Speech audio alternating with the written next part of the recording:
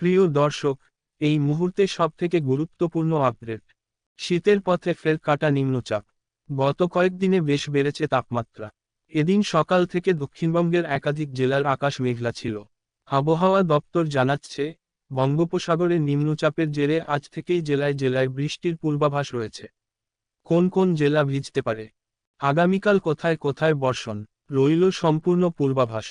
আবহাওয়া দপ্তর সূত্রে খবর, বর্তমানে মধ্য দক্ষিণ বঙ্গোপসাগর ও সংলগ্ন এলাকায় নিম্নচাপ অবস্থান করছে, যা পশ্চিম উত্তর পশ্চিম দিকে অগ্রসর হয়ে আরও শক্তি বৃদ্ধি করবে।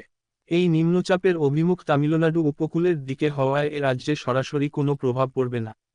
তবে আজ ও আগামীকাল কলকাতা সহ দক্ষিণবঙ্গের অধিকাংশ জেলায় বৃষ্টির পূর্বাভাস। এদিন বৃষ্টির সম্ভাবনা রয়েছে কলকাতা, হাওড়া, হুগলি, উত্তর দক্ষিণ 24 পরগনা, পূর্ব ও পশ্চিম মেদিনীপুর, ঝাড়গ্রাম, পুরুলিয়া, বাঁকুড়া, পূর্ব ও পশ্চিম বর্ধমান, বীরভূম, মুর্শিদাবাদ এবং নদিয়াতে।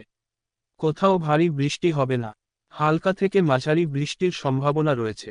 শনিবার বৃষ্টি হতে পারে কলকাতা, হাওড়া, হুগলি, উত্তর ও দক্ষিণ 24 পরগনা, পূর্ব ও পশ্চিম মেদিনীপুর ও নদিয়ায়। তবে এদিনও ভারী বৃষ্টি হবে না, বিক্ষিপ্ত হালকা থেকে মাঝারি বৃষ্টির পূর্বাভাস।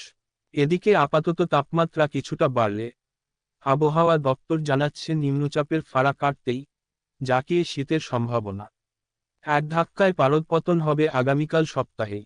আগামীকাল কুয়াশার হলুদ সতর্ক রয়েছে কলকাতা, হাওড়া, হুগলি, উত্তর এবং দক্ষিণ 24 পরগনা, পূর্ব ও পশ্চিম বর্ধমান, বীরভূম, মুর্শিদাবাদ, নদিয়ায়। শনিতে বৃষ্টি হবে উত্তরেও। আগামীকাল উত্তরবঙ্গের দার্জিলিং এবং কালিম্পংয়ে হালকা বৃষ্টির সম্ভাবনা। বাকি সব জায়গায় শুষ্ক থাকবে আবহাওয়া।